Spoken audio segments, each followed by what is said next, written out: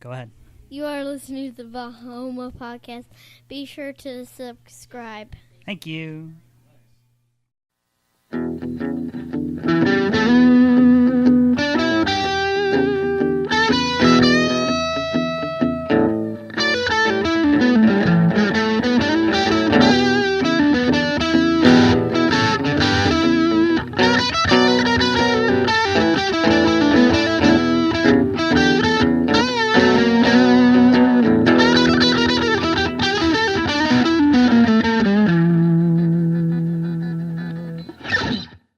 All right, Bert, clap for me.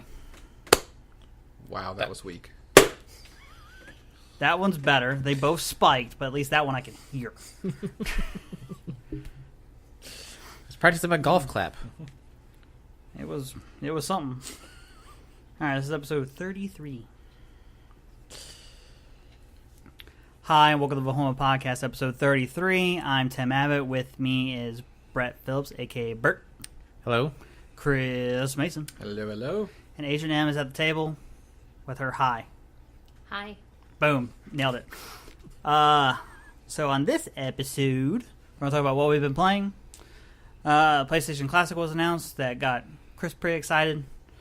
And crossplay is a legit thing that I figured I would chime in about and see where it's going and what we think might happen with that and stuff along those lines. So, what have you been playing? We'll start with Bert because he's usually the smallest of the group here.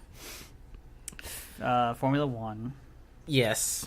I just finished my second season, and I won the World Drivers' Championship. Thank you very much. Woo! By 3 points Only over Kimi Räikkönen. Well, I'm driving... There's 10 teams, and I'm driving in the 9th worst car. Okay. So, to actually even be in the top 5, I was pretty excited about that. But anyway...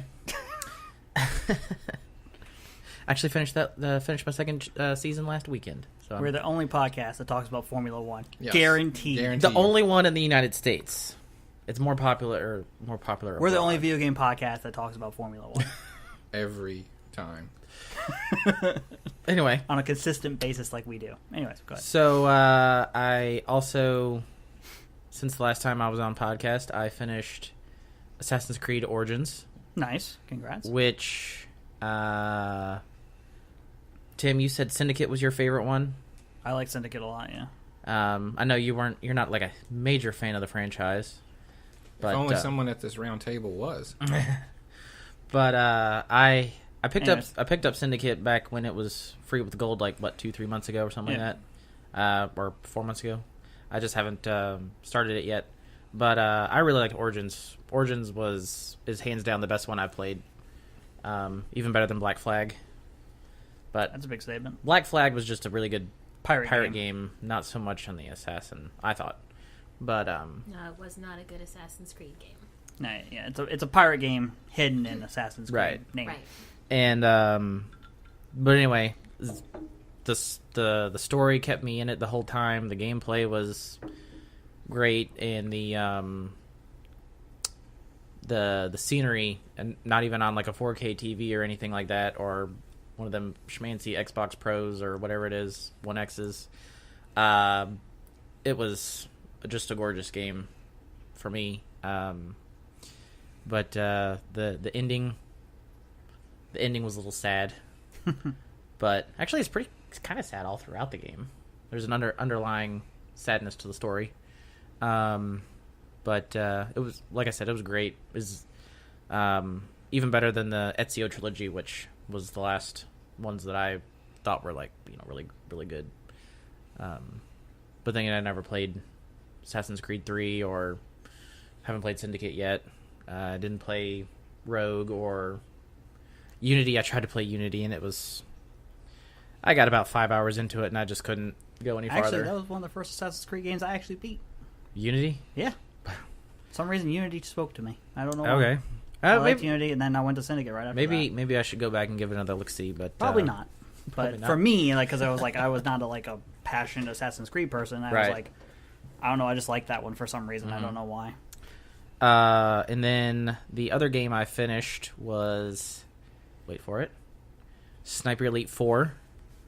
It just came out in 2017. No, it came out last year. Okay. Yeah. Came out last year. I'm thinking Sniper Elite 3. Yeah, Sniper Elite That's the last 3 one I was played. Sniper Elite 3 was 2015, and I actually finally beat that earlier this year. I beat that one. Went back and beat that one back in February. Came out February of 2017. Okay, there you go. So you're Yeah, year 'cause and a I- half. You're Okay. fairly recent. Because I remember seeing Tony play it last summer, and I was thinking, I should probably get that and see if I could play with him, but I never did. But I had the most fun with was the first one, because my brother and I could play it split screen. Okay, and we're back. So Audacity wants to be a pain in the butt right now, and crashed in the middle of Brett's telling us his fancy story about it's a fun little franchise. So we'll start there. Yes, the Sniper Elite is a fun little franchise. It's not a blockbuster franchise by any means, but I would highly recommend it if you're looking for something to play between big titles. I'd recommend it. I think I said something else, but I can't remember what it was. You're going to go back to playing Formula 1. Oh, yes. Because you didn't know what year next you were going to play. Yes, I have no idea what I'm going to play next, but probably be Formula 1. Okay.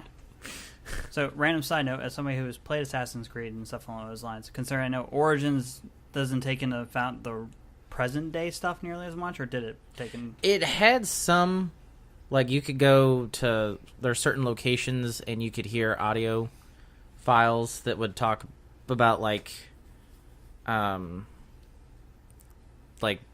futuristic stuff, and then there was some times where you would pop out of the Animus, and there was stuff to do out in the... As somebody who likes Assassin's Creed, does any of that, like, appeal to you? Do you care about, like, the present-day, like, random anime story stuff, or do you more care about just what the world's the story of that game, per se, as far as, like, what is happening in Egypt, or what is happening in London, or Paris, or... For the entire first 4 or 5 games, I cared very much about the present day. Because of Desmond? Yes, Mhm. following his story. Right. That was just as important as the secondary story. In fact, in the one with Connor, I mean, I liked Desmond's story more in some instances. It wasn't a bad game, but compared with Ezio, it was nowhere near as good. Then in Black Flag, it was disappointing how little present day story and how little connection there was to the previous games, having so much connection on the other ones. So I'm playing Unity now, and it's almost nothing present day. So Right. It's not... I liked it before, but since there isn't much going on right now present day, it's not as big of a deal to me anymore as it was. Okay. Are you okay with that? Like, as far as, like, where it seems like Assassin's Creed has been going, where they're just starting to tell these, well, they're trying to say, like, hey, Animus thing and stuff, but they're more focused on that world story at that time. So the Assassin's Creed, or in Egypt, or this next one, it's in Odyssey, is in Greek, or Greece, and stuff along those lines for Odyssey that's out there. Like, present day stuff doesn't seem to be as important to them anymore. Are you okay with that, or... I'm disappointed. I feel like the past is great to get those stories, but it doesn't really matter as much if you're not talking about what does that mean in the Templar assassin feud today.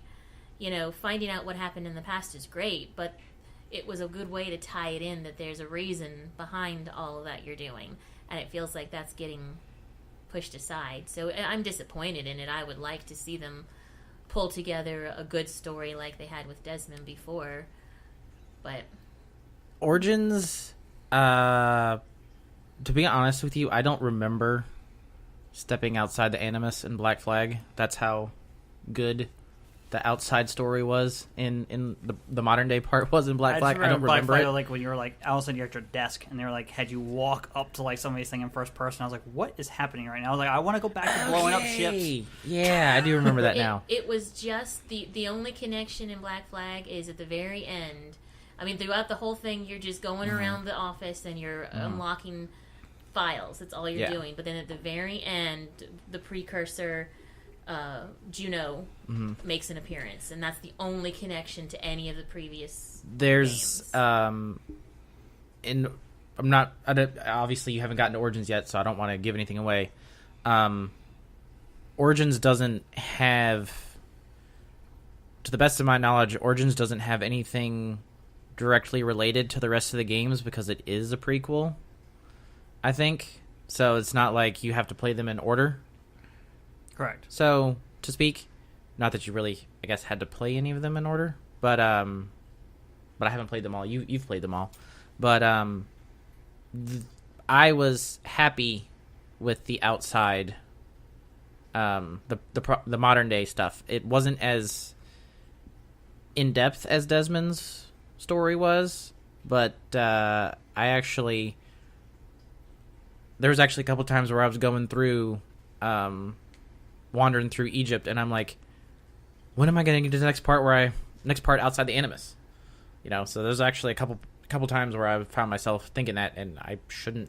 That's cool. It's another thing. I was just curious because I know people talk about how good Origins is, and they're saying the latest things they've been saying about Odyssey is that Odyssey is the best in the franchise. Okay, that's how much people are loving Odyssey. Yeah. Origins is my favorite so far. You haven't played Syndicate yet? So they were saying that, but everyone talks about the stories or what's going on in the world, but they talk about like what's happening in Greek or what's happening in Egypt and stuff. But no one ever mentions the modern day stuff anywhere. Usually, like when they talk about this stuff. So I was just kind of curious. That's all.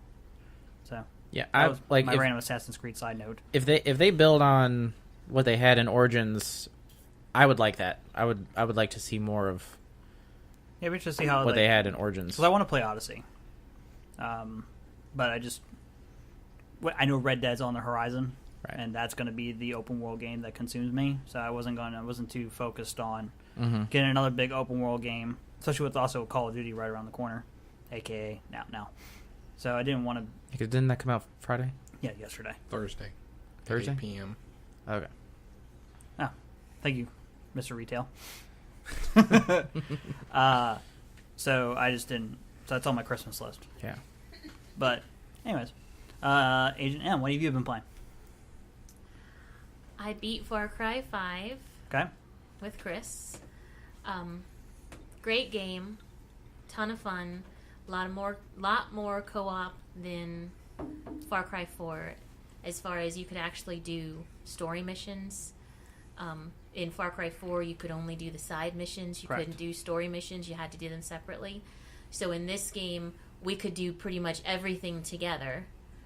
And we did. We did pretty much, except for the mundane stuff. I think some of us, we did a little bit of that side. But the game also allows you to double dip. So finding, like, the way you level up your character is finding perk magazines throughout the game. And so basically, if I found a stash and Agent M was in my game and she had already found that same stash, but I hadn't found it yet, when she jumped into my game, she could get those perk points again. So we discovered it about halfway through the game. And then we ended up trying to double dip because it made it a lot easier than trying to... There's a lot to find, but then we found, as I think Agent M was finding, that once you get towards the end, it's like trying to get to those last couple of perks to unlock. It's like, okay, there's not that many things left to find. It's not, you could just go kill a bunch of enemies or do missions. It's not experience-based. You just have to find the magazines. Or complete challenges. Yeah. And the problem was, at that point, all my challenges that were left were the really hard ones that I hadn't completed yet. And I had no more prepper stashes left, so I couldn't find anything. So I was asking him, did he have any left? Because I could jump in his game, because I only had a few perks left. And he had like 35 perk points left over because he had so many that he did with me. But the game is beautiful, and I enjoyed the story, and I enjoyed the game itself. So, I mean, it was a lot of fun. And we've got the DLC. We haven't really delved into it much. Other than that, I got Strange Brigade. Ooh, please talk about that. I would like to know some more. So, Chris got it. Chris sent us the challenge, the trailer for it. He played it for a while, and then I went and got it. And it is pretty much a co-op zombie game with objectives. Okay. So it's not just wave after wave of enemies. You actually have puzzles to solve. You actually have doors to unlock, and you have this massive map. Launch yourself about an hour for a level. Yeah, I mean, at least an hour, and that's playing co-op. It probably a little bit. It took me a little bit longer because I took my time. Like, it's not fast paced. The zombies are not running at you. Although there's several different types. Like every time you go to the next level, you'll encounter a different kind of enemy that will make things a lot more difficult. But it's like those first couple of levels we were playing. You've got traps, and I'm like, you can keep backing all the way out. Get them into a narrow causeway, and it's not unlimited ammo. There's ammo stashes throughout the game where you can constantly fill up. So running out of ammo so far has not been an issue. But you have a pistol, a primary weapon, and lots and lots of bad guys. It's fairly detailed as far as like aiming. Headshots count more, but it's not run and gun I don't feel like it's a run and gun at all. And you have special abilities. Yep. You get to suck up souls, and once you've filled up your meter, each character, there's 4 characters you can choose from, and each character has a unique ability that they can do. And so the cool thing is that playing together, I'm seeing a doorway he didn't see or a puzzle he didn't catch, because you can miss puzzles, and you unlock special guns and stuff by getting extra relics, and it's a lot of fun, but it's definitely way more fun playing co-op. And if we had 2 more people to play with, it would be even more fun, because the 2 of us are having a lot of fun together. But there is a horde mode where you can do the wave after wave, and you have an ammo box that you can pay for and go back and get ammo periodically. And there's a box that you can get guns out of. So it's just like old school zombies, pretty much. And there's doors that you have to pay for to unlock the doors, and there's health potions. Okay. Because your health doesn't regenerate on its own. Like these guys are Treyarch fans. Gotcha. Yeah. Yeah, the horde mode feels like Treyarch zombies. It does, except that you don't have to worry about ammo, because there is an ammo box, and at the end, I mean, we just have to pay for it, that's all. But you have to pay for it, but once you get towards the end, paying for it is not that easy, because your currency is the killing the zombies, whether it's headshots and stuff like that. You have an unlimited grenade, just like Destiny. You have a grenade that refills, use it. Grenade refills, use it, and you can choose to do like a Molotov cocktail, a sticky grenade, or you unlock certain ones, and some are more powerful than others. We've been using the Molotov cocktail because it's much more of a burst, bigger area.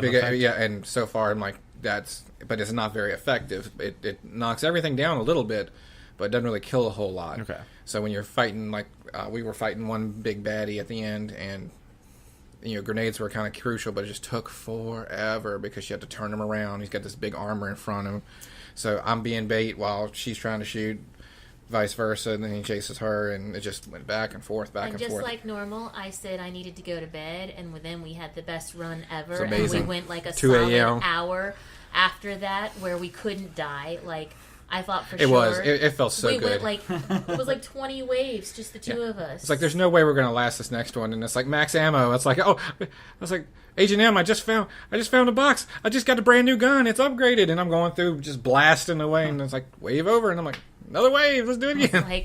It's just like it always was whenever we played zombies. But it's fun. It's got a little bit of a story. It's really cheesy. It's like The Mummy. It's a ancient Egyptian thing. These 4 heroes are riding around in a zeppelin, and it's really cheesy. But like I said, you could tell the starting price was like $49.99, and it's not meant to be an earth-shattering game, but it looked fun, and I was kind of jonesing for a game, so I got it. And then I talked her into getting it because, like I said, you can play it by yourself, but spending an hour running around a map by yourself, it kind of got cumbersome. There's little things that I missed, and I'm like, I have no idea where I missed. I've played for an hour. I have no idea where the blue jar is. I'm like, I found 3 out of 4. What's the other one? I don't know. But having 2 or 3 or 4 people, a lot of stuff counts for everybody.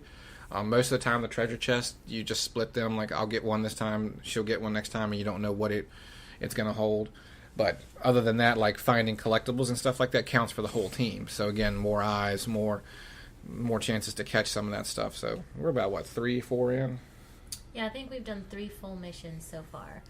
But it's a minimal of an hour, for each level. Okay. Like, it's not a jump in, jump out kind of a game. Because I watched y'all play it that one night, and it looked pretty interesting. Well, and you have almost, barring a few places, you pretty much have. It reminds me of Battlefield. It's like the map just gets bigger, then bigger, then bigger. So you start off with this one area. You can go left, you can go right, and then eventually it'll tell you like where the main story goes. But there's maybe some other stuff here on the left. But then you go further, and you can go further. And if you want, you could always run back to the beginning of the map. It'll take you half an hour to run back there, but that's what I was doing. Was there are traps that periodically come back and activate, and I'm utilizing them, or I'm just flat out running. It has many different aspects of other games like Gears of War. It has that that jump to the side and rolling move to get out of danger really quick. It also makes it, you can go a lot faster by rolling, so you throw that in there. It's got a lot of different aspects of different first-person shooters that make it a lot of fun, but it's definitely one of those co-op games that you definitely want somebody to play with, but it's a lot of fun. I mean, I see the price going down fairly soon because it's not a blockbuster, it's not earth-shattering, but it didn't... Black Friday, you could see definitely probably good knockoff. Yeah, it definitely is worth getting it. And anybody who wants to get it, I mean, it's a lot of fun. It is. It's a good game when you don't want to get involved in a big story. You just want to play with your friends, and it probably wouldn't take a solid hour if we had more people to play. Mm-hmm. It's just, that's what it's been taking me and Chris for every level, so we know we're not going to jump on if we only want to play for a little while. We don't want to jump into one of those, but I would love to play with more people. If anybody else, I watched a couple people play it on Mixer before I got it, and then like I said, because it sounded like something I'd be interested in, but watching other people play it, it reminds me of was it Monster Hunter World? Okay. I got that, but that's definitely not a game I'm going to play by myself, and that's kind of disappointing because that game does seem like a game that would be up my alley. But that's a game that if I wanted to play Strange Brigade by myself, I could just take a little bit longer. Monster Hunter, it's one of those games that you physically can't do it. Like you can't do these things by yourself. You have to have a full team. Yeah.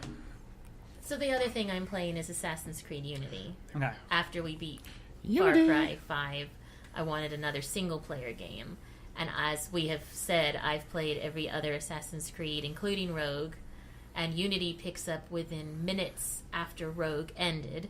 So I'm glad I played Rogue after Black Flag. Yeah, that was the year that both those games came out at the same time. But They Unity did. was Xbox One. They did. Rogue was 360. So there is a tiny connection between the two because I played Rogue immediately before playing this.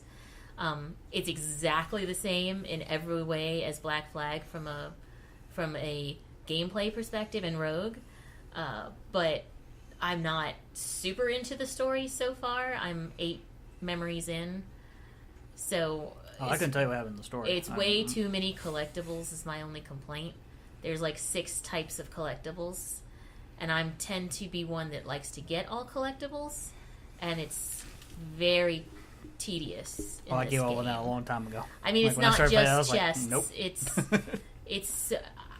I spent hours getting all of the enigmas, Nostradamus enigmas, and it gave me an armor set, which did nothing except look good.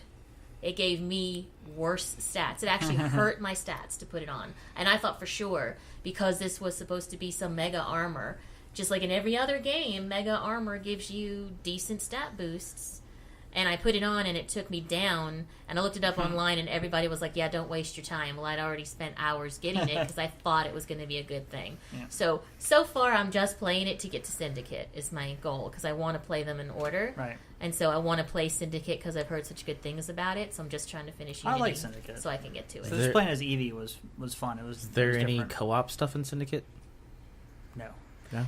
Yeah, and co-op, I would appreciate any help if anybody who has Unity, because my co-op missions I'm struggling with. There are co-op missions. Nothing I did. I beat that game solo from start to finish. There are, it's additional There are missions. additional stuff you can do with co-op stuff where everyone's like the same character. I did it like once. I think I did it with like Zoom and This Primordial Goo Chris. in Unity, you don't get your skills by actually leveling up. You get your skills by skill points. Yep. But you only get skill points for completing memories or doing co-op missions. There are hidden skill points in co-op missions, plus you get 2 for completing them. So I need to do the co-op missions if I want to get the skill points. And I've been struggling because it's kind of hard by myself because it's designed for you to have somebody with you. That's a change. Like, I did not use those to, like, be like, oh, I need upgrades to, like, make myself better as the story progressed. Like, I never had that problem in Unity. I said we did the co-op one time, was just like a, hey, Zoom's got it, Premier Lagoon's got it, let's pop in, like, what is this kind of thing? And it was just us running around, we like slaughtering people left and right, and then it was like, well, that was fun for like an hour. And I'm not struggling in the story. I probably don't even need it. Yeah. I just want to do the double air assassination, but I can't get to it yet because I don't have enough skill points. So I'm trying to figure out how to go get skill points. Right. And co-op missions is one of the things I can do, but I've been trying that by myself, and I don't think I'm strong enough to do some of the ones I'm trying. Gotcha. But that's pretty much all I've been playing. Okay. We need to take a break for a sec, so we're going to take a break. Finally, a good one on the first try. Good job. Third time's the charm. Okay. And we're back from our break. I think H&M was done talking about what she was done playing. So, Chris Mason, what you got for me? Well, again, Far Cry 5 with her. Okay. Strange Brigade with her. Strange Brigade with her. I've been playing Far Cry 3. Okay. Which came free if you bought the limited edition Far Cry 5. So I downloaded it on the hard drive, and it's just something to say when you have a game that's completely on the hard drive, so you don't have to go get up and get the disc and put it in there. So it's kind of what it started out to be. Considering I played Far Cry 4 and 5, I wasn't expecting much. However, the villain in 3 is great. I have to say, the more I play 3, the more I'm kind of sucked in. I like the story. I like the main character. And the villains are memorable. And having played Far Cry 4, having played Far Cry 5, I walked in kind of knowing what I wanted to do. So, again, I walked in, did all the hunting missions because they weren't system locked. So I did as many hunting missions as I could to get all my upgrades on my bags, my ammo, my wallet, my backpack, and all that good stuff. And then I focused on the story missions, unlocking a few, doing towers and stuff. And then I realized that most of the outposts in there, I get the same amount of experience whether or not I'm seen. That's the kicker. As long as I'm not seen, I can set off every alarm I want. I can grenade the heck out of them, and it's fine. So I spent all my money on a silenced sniper rifle, and then outpost after outpost after outpost, I just sit in the weeds and just start picking them off. And whether they see some, oh my gosh, somebody, and they're just running around like a chicken with their head cut off because they haven't seen me. So then I just start picking them off, and then boom. It's so much easier than trying to infiltrate myself and then get behind people and knife them. I'm like, no. Sniper, silent sniper all the way. So I'm progressing a lot faster but even then, I'm still about 28, 29 hours in. And I just unlocked the second, there's 2 islands. There's a second island basically with the other bad guy, and I just unlocked that. But short of, I've done all my hunting missions except for one. I have every upgrade on my backpack, my ammo pouches, and everything. So this game has proven to me a lot of fun, considering it's 2 games back. You know, it keeps all the I was telling H&M, I'm like, it's Far Cry 5 without all the bells and whistles, and that's good and bad. You would think it'd be bad, but at the same time, it feels kind of good because it's much more streamlined. There's not as much to do. There's not as many missions, and I know what missions are worth doing and what missions are pretty much, if I want to, great. If not, if I need an extra $350, great. But so far, again, I know how to spend my money. My money's not an issue. So spending a lot of time on Far Cry 3, I actually do recommend it. And then Destiny 2. Shocker. The Forsaken, I'm assuming? Yes, The Forsaken. I couldn't not get it. I couldn't not. I wanted to be excited, and I wanted to, more importantly, I want to kill the guy that killed Cade. That's the bottom line. I know it's principle now, you know. It's reminds me of Destiny 1 and a lot of parallels. They redid a lot of the stuff on there. It's kind of weird on how they redid the armor and the primaries. You can now put your sniper rifle in a secondary slot and stuff like that again. So I find myself using sniper rifles a lot more. The entire campaign of Destiny 2, because it was a power weapon, I never did it. I mean, heavy. It was sniper rifles and shotguns were considered heavies, so I rarely ever used them. Now I find myself kind of mixing up my armory a little bit more. However, that being said, it's pretty much like the Dreadnought. There's another area of the Reef, and there's like 6 Orange Sword missions, or 8 Orange Sword missions, and each one is one of the Fallen that escaped from the prison. And once you get all those guys, then you're going to go after him. But I was telling Agent M, this doesn't feel fun to me right now because I'm by myself. Just to give an example, I spent a good amount of time, picked one of the Barons, was the Mad Bomber.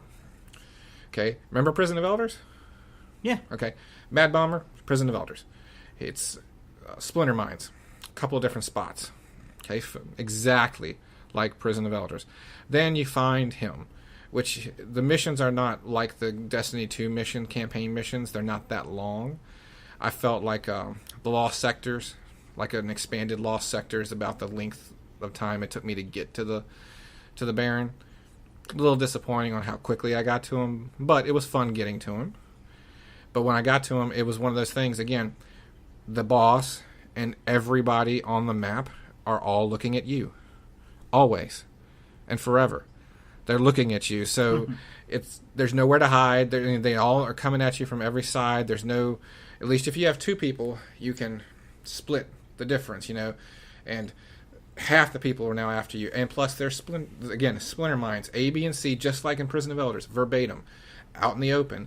So I'm now forced to go try to deactivate the splinter mine while the boss and the Mad Bomber and all the other bad guys are killing me. And there's no amount of shields. There's no getting away from it. You can't reload fast enough. There's just too much fire. So again, I stopped. I haven't picked it up since. Because the things that I used to do each week, the Flashpoint, earning, which they've changed some of that stuff too, earning clan, get your maximum clan to get an overpowered weapon. Well, I haven't beaten the story yet for Forsaken 2, so the weapons that you get are based on your current light level. So I'm finding better stuff playing the game, like blue and purple, than I am trying to do that stuff to get something. So they're kind of pointless because I'm going to find the first mission I go do, next Baron I go, I'm going to find armor, I'm going to find stuff that's better. So there's really no point to doing the Flashpoint. There's no point to doing the Crucible other than for the sake of actually playing Crucible because I haven't maxed out yet. And I have not yet maxed out because I'm waiting patiently for someone else to get Destiny 2, which, she ain't getting that. If come hell or high water after Christmas, will have, whether it's by their own volition or not. So I'll buy it for her. Gotcha. Okay. It's going to be my Christmas present with quotes, air quotes around my Christmas present. My. Well, it's fun. It's like Destiny 2. It's the campaign. You just buy it for yourself and then be like, "This is your Christmas present." It's fun. It's just. Well, I said I was on the fence about whether I wanted him to give me Christmas presents I really wanted and just go ahead and buy it myself, since he's going to give it to me anyway. It's just whether I want to pay the money for it and let him pay the money for it. I understand. Well, that's happening. I'm just saying. So Destiny 2, like I said, it feels very much like the Taken King. The enemies are different. They're resurrected. Like I said, it's got that Taken feel to it. But again, the story's pretty cool because you're kind of pissed off. I don't want to reveal a lot of the story, but I'm like, basically you got Zavala who's kind of taking that, hey, we need to stay home. We need to take care of our own. It sucks he's dead, but oh well kind of mentality. Right. And then you got Ikora who's pretty much fired up like, no, we need to kill everyone dead right now. They all need to die, So it's kind of funny seeing that dynamic, and then your character speaks for the first time since Destiny 1 and talks about hey, we're getting revenge. It's all about that revenge, and it's a lot of fun. if you've got some extra help with it. Again, I'm seeing a theme with some of these games right now. I mean, you can play it by yourself, but again, I didn't feel the enjoyment. Like, I don't mind the grind. I don't mind playing by myself. Like I said, I was doing that before, but like I said, I got frustrated. With who was it? The two big cabal guys that we would play sometimes. Oh God. The brothers. We'd get to that point and it's like, all right, you know what? Done. I'm just done, because you get so angry playing. That's that's the best way I can describe the Forsaken is, because you play it and I'm like, man, I can do this. You punch through, then you get to that point. It's like, well, I just wasted the last hour of my life, because there ain't no freaking way I can do this by myself, because everyone in this room is looking at me, including the boss. Everyone is looking at me. They're all running to me. So there's no distraction. There's no chance you're not going to die. I mean, it's just not meant to, and it doesn't feel like it was really meant to be beaten by one person. Yeah. I think that's the way they've always treated Destiny, though. Well, no, I disagree. Because in Destiny 1 and even in the beginning of Destiny 2, you could. It took time. Right. But the way they've pushed the game lately, they're all about squads. They're all about playing with your friends, all about the kind of thing. That's like why, the single player game. You're starting to piss me off now, because that's what you did with the raid. I'm like, okay, now you're cutting out the main game for me as well. You already cut the best part of the game, which was the raid. I keep hearing. I put a couple of posts on Facebook about a couple of things, and they're like, okay, that what they put to try to find matchmaking is utterly useless. I've used it numerous times, and you sit there for just 30 minutes at a time trying to find a squad that's willing to take you, because nobody wants to play with you because you hadn't done it yet. And it's like the whole, if you don't have a Galahorn, you can't run the raid. Like, no, I haven't run it before. I don't know what I'm doing, but I want to run. I want to run it. I really, really, really, really want to run it. And I want to learn it. But I've been told, like, well, use the app. The app has a new feature on it to find. But again, it's just not as much fun. And there are groups out there that call themselves like the raid Sherpas, where they're willing to like help people get through the raid, but you have to find those groups and schedule time to work with those groups. Some of those lines, it's not as easy as just hitting a button on your console, like, hey, I want to try the raid tonight. Exactly, and that's what I thought. That was what they wanted to do, but of course people had to buy into that, and of course a lot of people have, it's the internet. People are jerks, and you haven't run it before. I'm not playing with you. And fortunately, that's where the internet meets. The goal of what they wanted the community to be versus what the community really is two different things. So, anyways.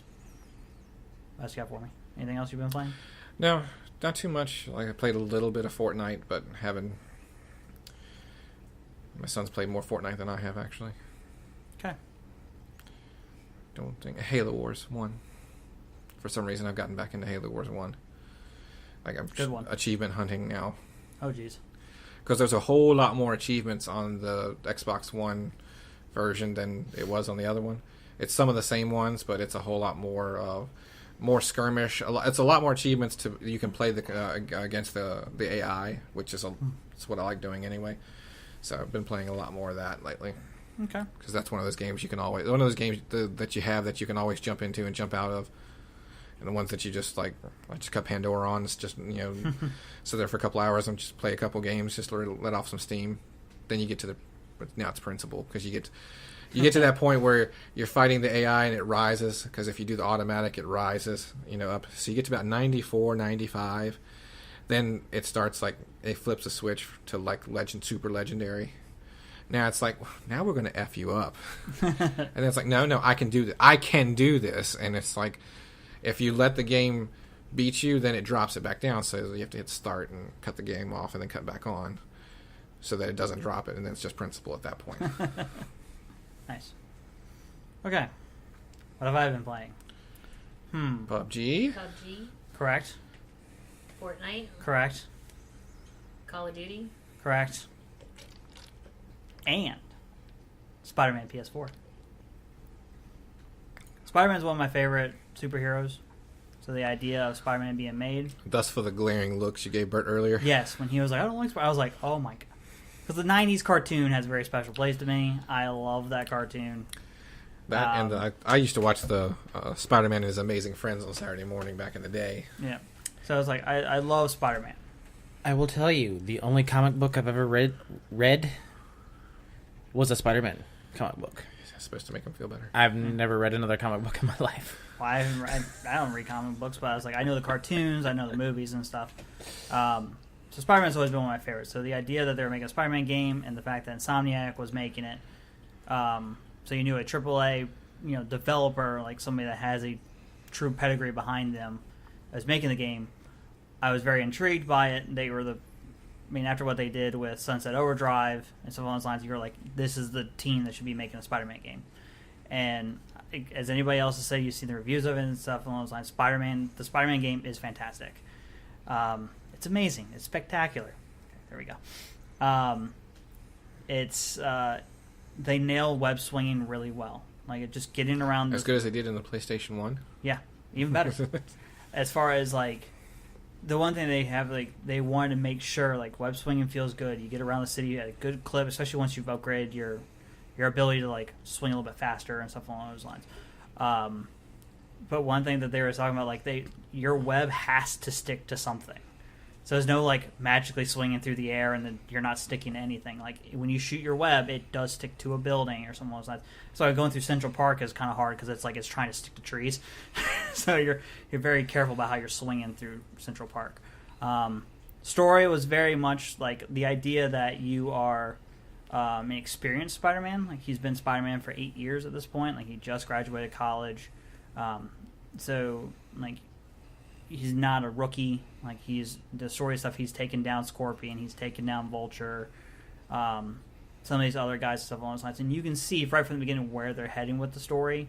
At least you think they do, then they kind of trick you and stuff along those lines, and it really does hit you with that second half. It did feel like, because any of the video stuff you saw, like, what's his name, Mr. Negative, who you've seen like in the trailer and stuff from the like E3 and stuff along those lines, it was you're fighting him and his band, his group, his gang, and stuff along those lines.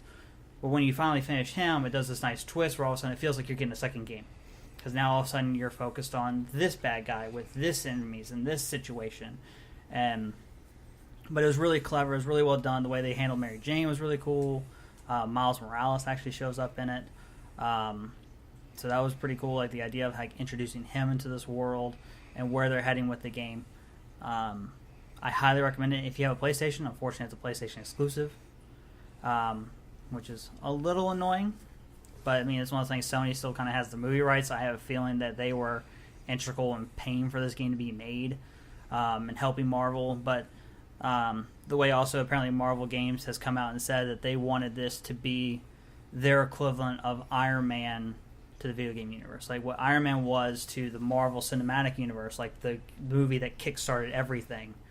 Spider-Man for PS4 was that kickstarting for what the next Marvel games are going to be. Because the Avengers game is being made. Crystal Dynamics is making that game.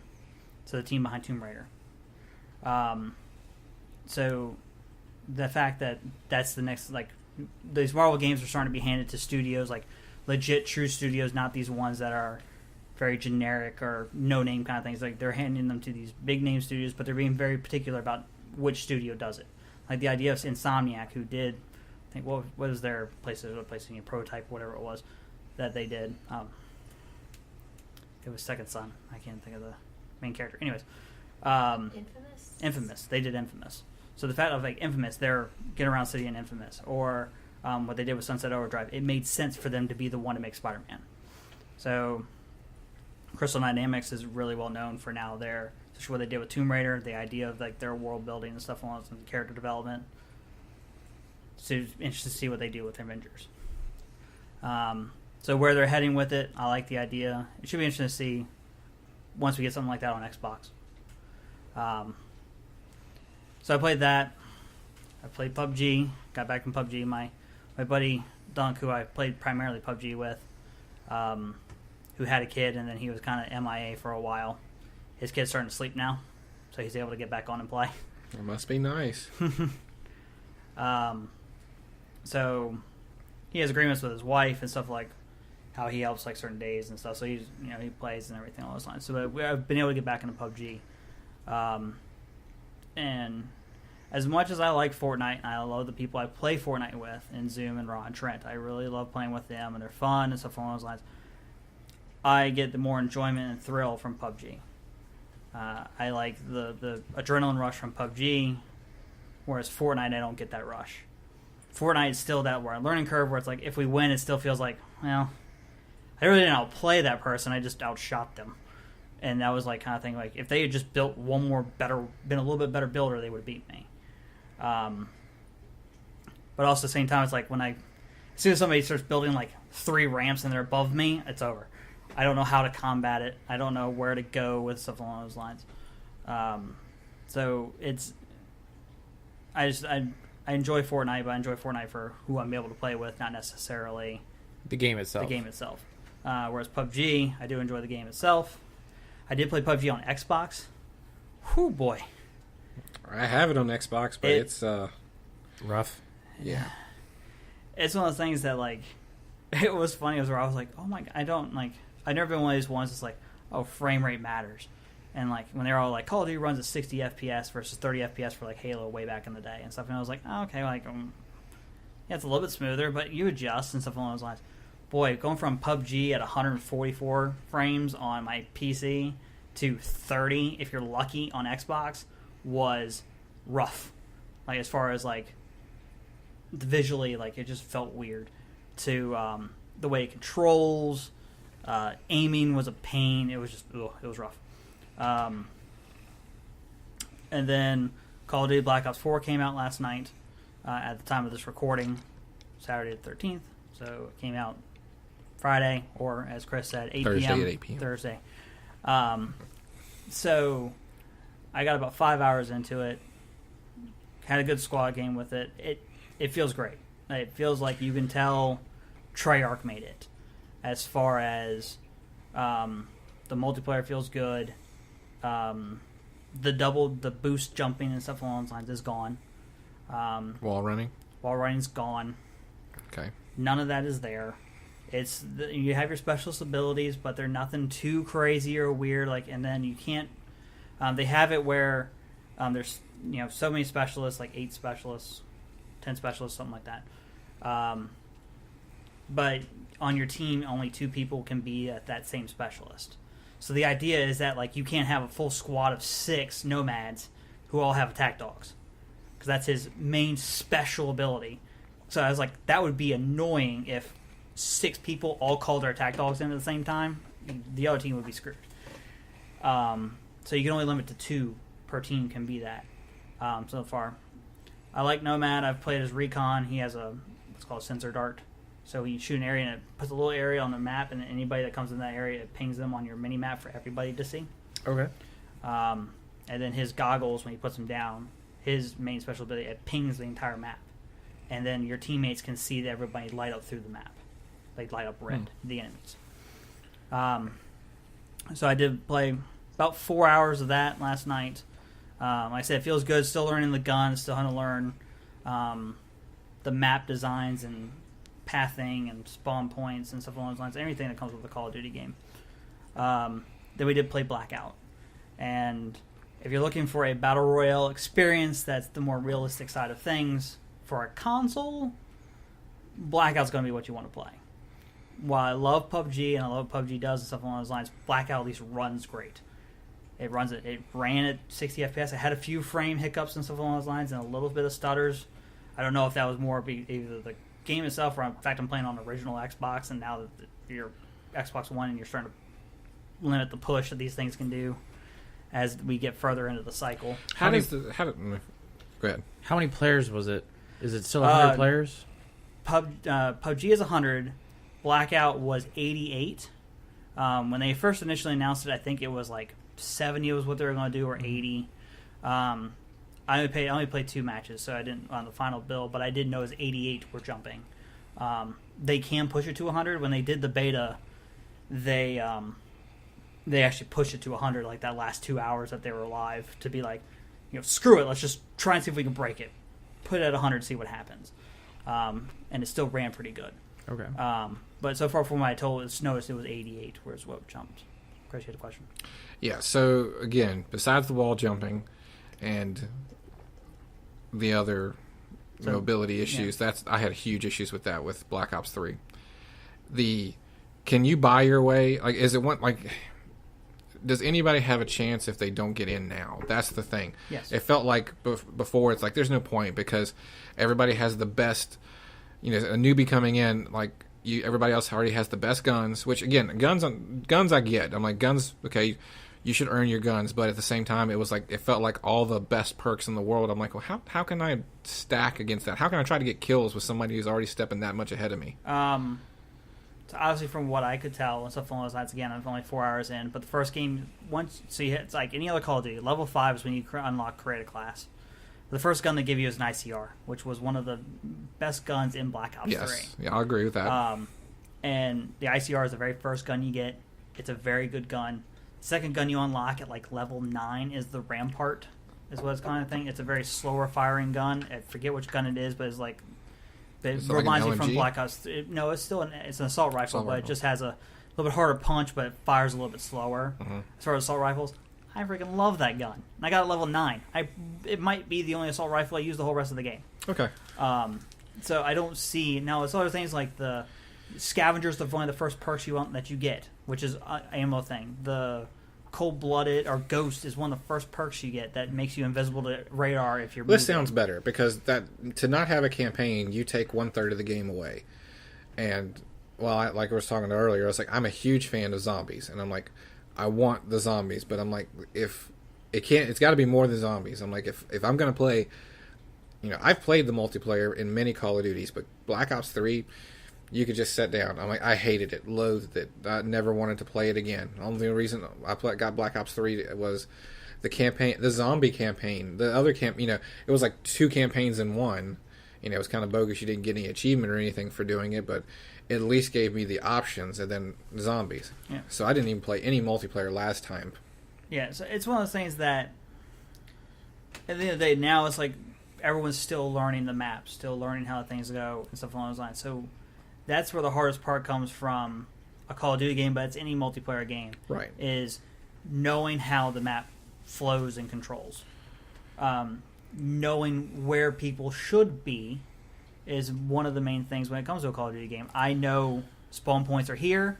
My entire team's on this side of the map. They're going to be spawning over here. Flow from there is this way, this way, or this way. I need to be focused. If I get to that point, this corner or this corner. See, that's where I got to in Call of Duty World War II. I actually played enough multiplayer where I had favorite maps. I knew where I wanted to go and what game type on what map, by feel. Like, so there was 2 of them had mounted guns, and I'm like, you know what? Unless somebody snipes me, I was like, I got a ton of kills, and then once I got done with that mounted gun, or I would go over here and snipe, or I would try to figure, but I had figured out a bit of a flow. It's been years since I've played a Call of Duty multiplayer game enough to understand. Like I said, Modern Warfare 2 was probably the last time I played enough multiplayer in Call of Duty that I knew, like you're talking about spawn points, I kind of knew the flow of the map. I knew where I wanted to go. I knew where everybody else was gonna go, playing domination. I knew where they're going, And I mean, that's how like that's what we're doing now. We always, my group, we play core team deathmatch. It's what we play. It's all we played in Black Ops 3. We got stupidly good at Black Ops 3, especially core team deathmatch. It was funny. I actually turned it on this week to be like, like PUBG's live servers were down because they were doing maintenance. The test servers are a pain for PUBG. Like they don't run well. So I was like, don't see if your Black Ops 3 plays. Like just go to Black Ops. Just get used to using the controller again. Let's see how it goes. We went in. We were instantly the 2 best players on the map. But the one thing I was like, this one guy on our team. So when you go to the lobby leaderboard, you can it sorts by score per minute. Mm-hmm. 100 points is 1 kill. I had a 294 score per minute, so I'm getting almost 3 kills a minute. It's pretty good. I have a 2.3 KD ratio. There was a guy on our game. He was a 10th Prestige 241 level. I'm 10th Prestige 110 in that game. The guy had 48,000 kills. I had about 38,000. He had a 3.4 KD ratio. That's really good. His score per minute, 99. Again, mine's 294. His was 99. So this guy gets 1 kill a minute. I looked at Dunk and went, this guy camps. He doesn't move. He doesn't do anything. I was like, this guy's going to go 9-3 this game. Watch. He went 11-4. I was like, how long has this guy played to be a 10th prestige 241 and he's getting maybe 10 kills a game? Like the 3 games we played with him was like he went 11-4, 7-2. I think he had like 10-5 or something along those lines. Where I was like, oh, this dude has not playing this game in 3 years. 10-5. He got a little. He got a little wild. He got a little wild there. But I was like, he was charging. But it was one of those things where we were just like, how is this? Like, he got the final kill in like one of the matches, and he was in the back of the map, prone, and he had an LMG, and so he was just like he just happened to catch the guy for the final kill, and I was like, how is that fun? Just sitting in a corner, hoping somebody runs by you. So that's how they do it in the pro. No, just kidding. No, that was funny. It was just like wow, this is. I have never seen that before, and that was fun. That was interesting. But Black Ops 4, I like where it's going. I mean, I'm more interested to play more of it, especially when it comes to Blackout. Trying that, I did buy it on my PC as well, so I want to see how it feels with mouse and keyboard and stuff along those lines, and such. So the other thing was the idea. Moving on from what we were talking about, one of the topics was going to be crossplay. Since I talked about Fortnite, one of the nice things is that Fortnite is so big now at this point that they force PlayStation's hand to where, remember we talked about this before, where everyone else in Fortnite played well together. Mobile, PC, Switch, and Xbox could all play together. You could link your same account to everything, and all your stuff would transfer, and it would be great. Sony was the only one going, no, we don't want to allow that. We don't like that. We don't know who's playing with who. We want to be able to control the atmosphere and stuff like that. Like, we worry about the kids when it comes to crossplay. It was like, you understand Nintendo's involved. The ultimate kid-friendly console. Really? Mm-hmm. It was like, just say it's about money, and say it's about, like, you just don't want to play nice with everybody else because you're number one. Mm-hmm. Like, but they wanted to be like, so there was like a few months ago, like Fortnite was one that they were like, they didn't come out and blatantly say PlayStation. They're like, we'd love for everybody to play together, and we are able to have everybody play together, and it's just certain people just don't let us play together yet. And I was like, oh, you were throwing shade at Sony right now. And so then Sony was like, we're looking into it, like this typical PR speak and stuff. Well, they finally came out and said that they're going to allow crossplay. Is entering beta, and that they want to test to see how it goes. But Fortnite's going to be the first game to allow Xbox and PlayStation will be able to play together on the same game. And so the next one was that I know it's only going to be a matter of time before Rocket League allows it. I have a feeling because Rocket League was one of the first ones to come out and say they're like, we cracked it, we know how to do it. And they're like, as soon as Sony says yes, we can have it up in a few hours. Like, there were like a few buttons we got to press, and it'd be live. So do you guys see that being something that it's going to be moving forward? Are we going to be heading to this where everyone can play together nicely on third-party games? Or is it still going to be a case-by-case basis? Or is this just because it's going to be Fortnite's case-by-case. It's just Fortnite's the biggest thing in the world, and they had to play nice because they were starting to, well, I think that's why they did that. I think that's exactly why. If it wasn't as big, Sony had been like, hey, we're Sony. We do what we want, how we want, when we want. And that's pretty much then when Fortnite blew up. I'm like, hey, the number one game in the universe right now is Fortnite, and everybody plays together except you. It's like, yeah, that's all that was. Yeah. Like I said, Call of Duty, I'd be interested to see if that ends up doing it. Black Ops that could 4. be the next one, like as far as third party. Now, granted, Sony does have the exclusivity thing with them as far as like map releases early and stuff like that, which now is only 7 days, not 30 days like it used to be. Praise the Lord. Or like 3 years, like in Destiny. Yeah. So it would be interesting to see, like, it's like, you're going to get all this DLC, but Sony got it 2 years ago. No, right. It's like, what?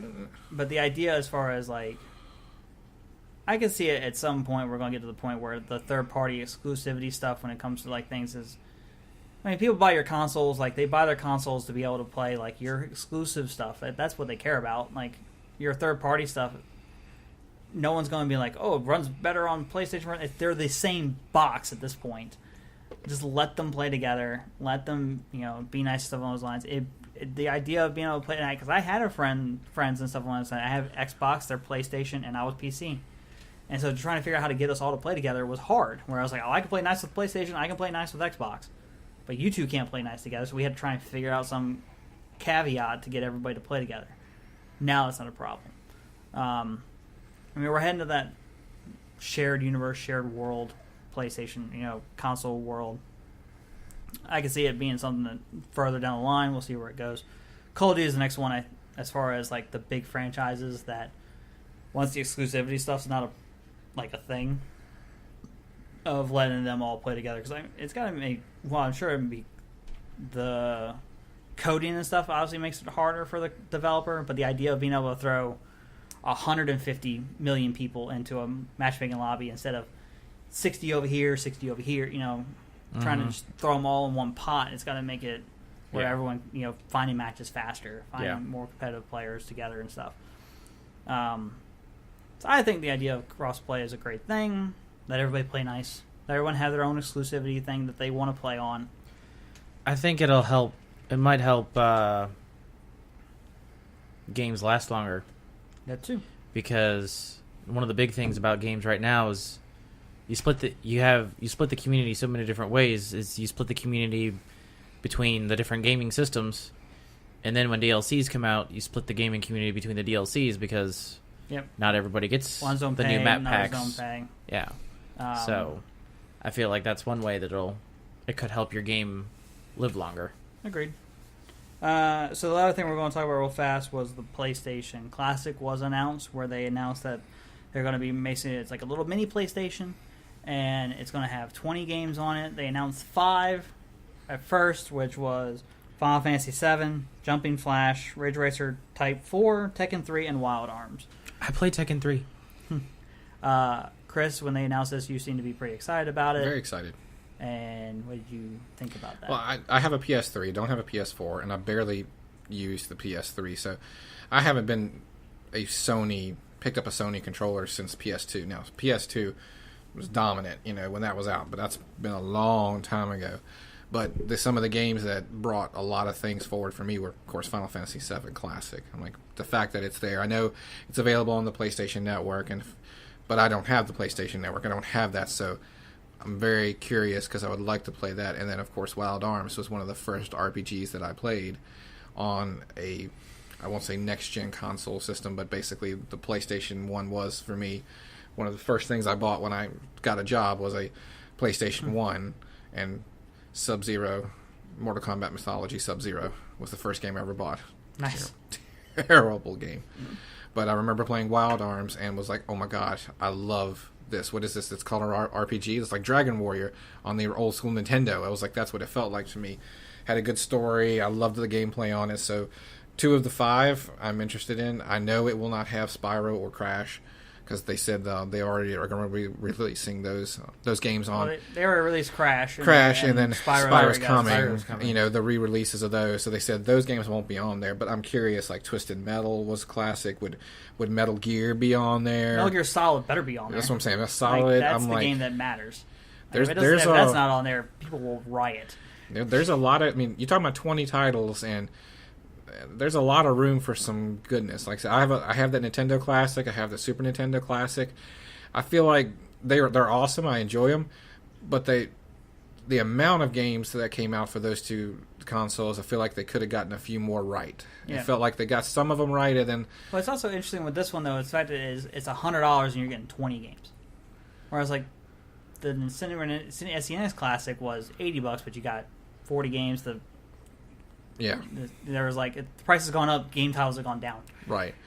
So and it doesn't have a AC cord either. Yeah, it's like the fact they're using USB power, but the fact they don't supply the USB plug, like plug into the wall. Exactly. I was like, are they just assuming everybody has an extra plug around from like their phone, or are they or they're assuming your TV has a USB plug in it to use that for power? But it's like you're charging $100. You're telling me you can't throw in one power supply, like one little plug to plug my USB plug in? Yeah, it sounds like a tip. It's very inviting, but it sounds like Sony. It sounds like Sony to a T. As far as like, hey, here's something, but then we're going to take something just a little different. We're going to charge you a little bit more. We're going to give you a little bit less. And then we're not going to give you as much in the box because you're going to play it. You're going to want it. And I'm like, well... Like, that was... My biggest thing was, like, when they were like, oh, you're going to want to play it. Like, the idea when the Vita first came out. And everyone was like, oh, look how great the Vita is. The Vita's great. Like, oh, look at the price point. It's great kind of thing. Oh, it doesn't come with a memory card. You got to buy the one special type of memory card. Yes. That is stupidly expensive. Yeah. You know how many times I had to have that conversation? Like, no, this entire wall of memory cards that are dirt cheap for the great, you can't use any of them. Yeah. You can use this one and this one that are 3 times as much for half as big a memory. I was like, oh, you want that 64 gig card? It's you're going to cost pay. you $150. Yeah. Whereas even though the SD card's $30. $30. And I was like, okay, Sony. And then they wonder why the Vita died and didn't succeed. I was like, well, duh.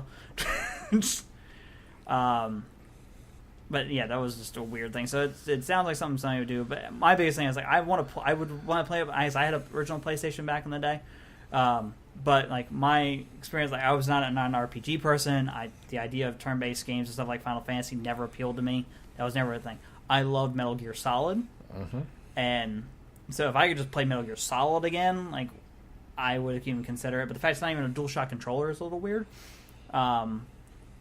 So it's just, I mean, I was like, and the fact that they announced the 5 of the 20, like, why would you? I guess they're just trying to save up hype to announce kind of along the way, but,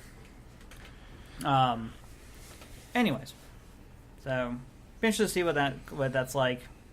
We'll see how they do on fire with manufacturing to have that thing available, because that's always an issue. But other than that, I got nothing. Well, let's talk about. There's a couple of things I'm looking forward to coming out, and I'll say we end on that. Okay. Like I said, Red Dead Redemption 2. We talked about that. Have you heard the stupid stuff they're doing in that game? I have. The only thing I've heard is the 100 gig install. 105 gigs. Yes, 105 gigs is the size of the game. What happened to the days where you could just pop in the CD and go? Oh, that's long gone. 105 gig install. But the fact they're talking about like. There's 200-something species of animals and stuff along those lines in the game. The one guy talked about how he came across a carcass of some animal that had just been killed, and there was a dead possum laying there. And he goes up to the possum, went to go pick it up, and the possum stood up and hissed at him and ran away. It was plain possum. And it was like, why is that this random thing that you don't know if you're ever going to come across is in this game? Well, see, a lot of stuff in Far Cry was like that. The other thing that's really funny about this one is the fact that somebody posted this thing. Sorry, Michelle, sorry, I'm going to censor that. Sorry, Agent M. For this, is that they said that the horse testicles shrink in the cold. If you go into cold biomes, they will shrink. Like, the amount of detail in that. Like, why is that a thing? But not just horses either. Yeah, but it was fun. Like they said that, like hygiene, I think, is a thing in that game. Like in GTA 5, if you could go and clean shaven, you can also make yourself have a beard, like in a haircut shop. It's like you're getting a haircut, but you grew a beard. And like, whereas they're saying in this game, it's you grow out a beard as the game plays, and you can go in and get it trimmed up and stuff along those lines, and bathe and stuff. But characters will react to you if you let your character just go, and he's getting bigger, he hasn't showered, he hasn't bathed, he's a mess. Characters will walk by you, they'll hold their nose, they'll do this as they walk by you. And they'll little things like that, they will react to you in this world, and that's just stupid. But that's Rockstar. That's what Rockstar does. So I'm super excited about that game. Go ahead, Chris. Other than I was gonna say. Now that I've gone through the Far Cry 5, I played Red Dead Redemption, and I enjoyed it, and then it was like GTA, the open world just kind of got me lost, and then I found something else, and it's like, I feel like I'm doing the same things over and over again. If it gives it a bit of a direction, because after playing Far Cry 5 and Far Cry 4, completely, start to finish, beat the game, and I'm in Far Cry 3, it feels like, okay, I'm kind of digging the open world, I'm kind of digging the animals, everything. I was like, I kind of want to give this thing another shot. Like if Red Dead Redemption 1 was on the Xbox, and it was something that I would had the time for, I would want to go back and play that now. It's backwards compatible, actually. I have it on PlayStation 2. I have it. No, I don't want to. Yeah, you probably have the plastic on it. That hurts so much. God, that game's so good. The first Red Dead, like I enjoyed but the it way more you than play Grand a Theft game is yeah, like that's what I'm saying. like you're like, hey, good, like they want you to go here, and it's like This way, and you're like, well, I'm gonna go over here, and it's like, But no, over the there story's never- eventually going to take you that way. But that direction never ends. That's the problem. Is you just keep going and going and going. That was my problem with Skyrim. But Skyrim you'd eventually come across stuff a lot. But this just felt like you just literally kept going in the open world, which I kind of like. Yeah. Other than Red Dead, I am looking forward to next year the re-releases of some Final Fantasy games. Like I said, turn-based. Oh yeah, we're all coming. Yeah, 10 and 10-2, Final Fantasy 7. I think it's Final Fantasy 12. What's the one with Van? 12. So they're coming out on the Xbox. I am looking forward to that because honestly, X and X2 was really the reason I got a PlayStation 3. And the fact that they're coming out on Xbox, again, these are games that I grew up with, I enjoyed immensely, and am looking forward to playing again, even with the graphics upgraded just a smidge. I agree. Okay. Good job, Chris. I gotta use the restroom again, so that's why I'm just trying to speed up and end this at this point. I say we end it. We've been going for 45 minutes in this part, so we're over an hour and stuff along those lines, recording-wise.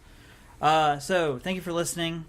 I just recently got my Twitch affiliate, so you can come follow me and give me that Twitch Prime sub. I greatly appreciate that.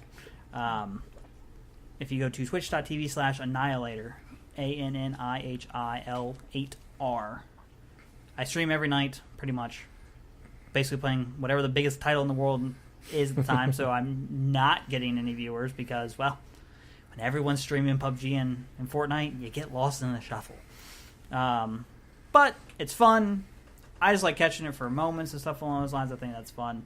I really enjoy it when you guys pop in and start talking and say hi and stuff along those lines. Especially when they've been drinking. Yeah. Boy, that was an interesting chat. Especially when Zoom and Trent were in there, too. They were like, well, I think Chris has been drinking. But it was fun. So anyways, you can follow me on Twitter, VAH_Annihilator. I always post when I'm going live on Twitch. Bert is MudDauber24. Chris is HankNova316 or Ludacris316. Take your pick. Because he's got two of them and he just doesn't know. Sometimes you just... H&M doesn't believe in any social network at all because she's scared of the internet. And so... so anyways, we are done. Hopefully you enjoyed our fancy VAHOMA Podcast banner that's been behind Bert the entire time. I actually remember to bring it this time. So that was a big plus. And we remember to get command hooks to not ruin Agent M's wall. So Looks Frenchy. thank you for listening. We greatly appreciate it. Bye. Bye-bye.